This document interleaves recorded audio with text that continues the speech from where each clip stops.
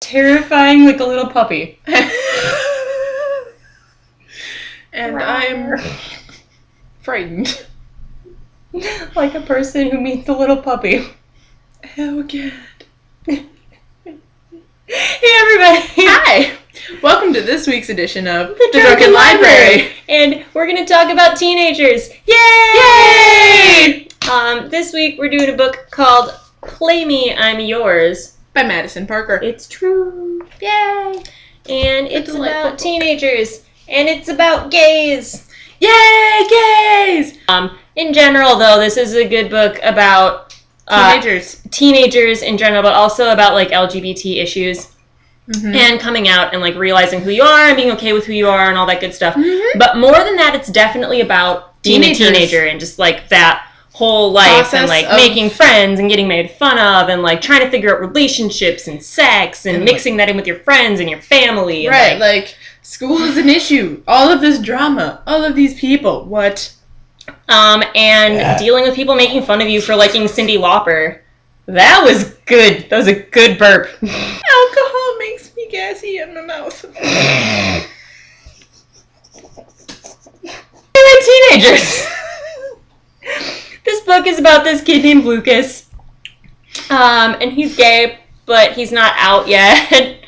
And it's the story of him coming out to his friends and his family. Well, actually, he didn't really have a lot of friends. He didn't have friends. He made friends over the course of the novel, but before that, he was just made fun of so much that he didn't have any friends, and it was really, really sad. And then he made friends. He told them he was gay, and they were like, "Good for you! Yay! Please hang out with these other gay people." And then they all tried to set him up, and then it didn't go super well until compatibility is still a thing. Yeah, that you need to be concerned with. And like this guy's like, I don't get along with everybody that's straight. It's true.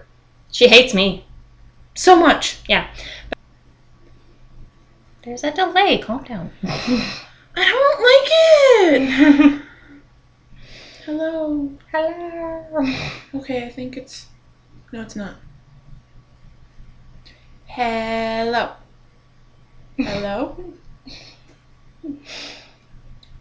Pretty sure it's always been there and you're just freaking out right now. Oh, it's really bad. So anyway...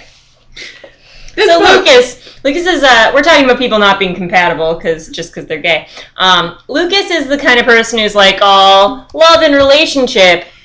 And the other dude that's all gay, like, let's bone. Yeah. Yeah. Ooh. And let's play with toys. Like, eventually because he had a crush on this other boy for a while, but he thought he was straight. And then he wasn't. And they liked each other, and then they started dating. Know. It's true. Because you think you're alone, and you're the only one, but really... Everybody has their struggles. It's true. You may not be as alone as you think. It's true. But then they met, and they started dating, and then they were happy. That was so cute. And then they almost broke up. Oh, no. Then they made up, and then they were happy again. Yeah. I was like, don't break up. Like, I'm gonna punch somebody if this is, like, I got so into this book. I was like, yeah, go Lucas! Woo!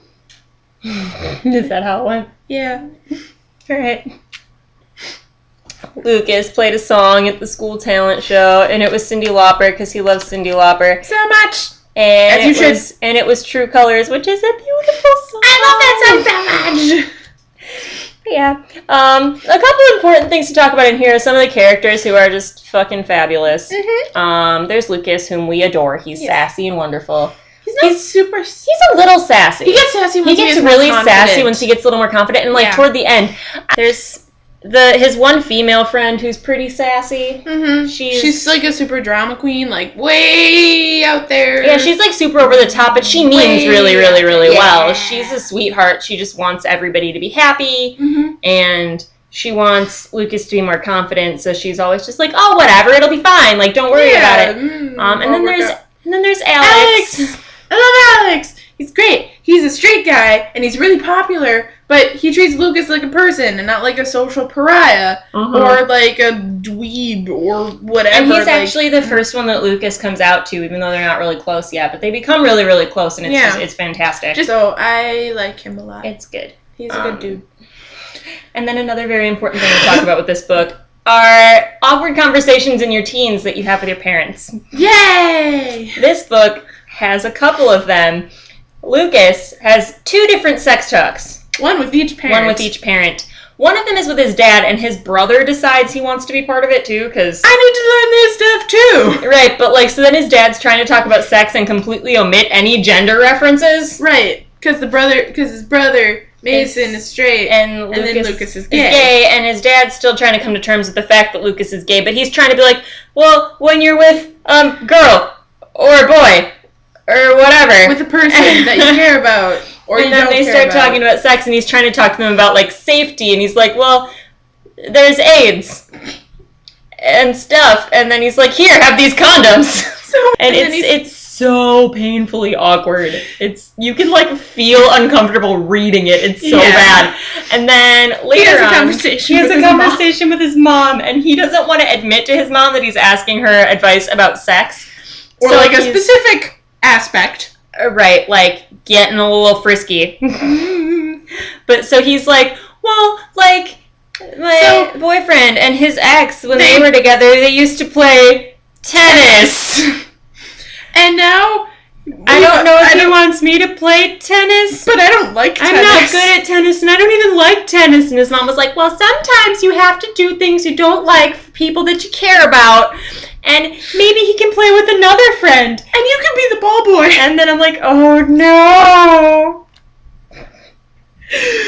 More booze. It's so bad. It's so painfully bad. Sexy. I think Amber's lost her mind. This book is adorable. And he eventually confronts his boyfriend about the tennis stuff.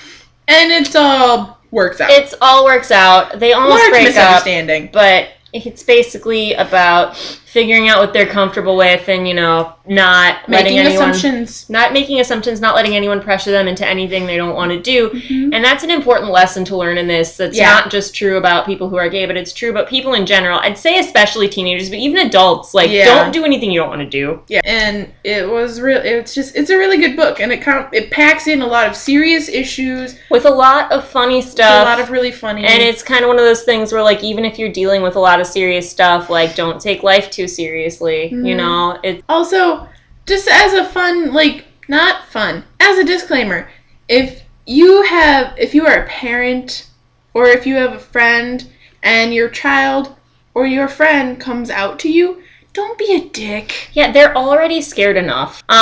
Please, thumbs up if you like hearing about issues and teenagers and teenager issues.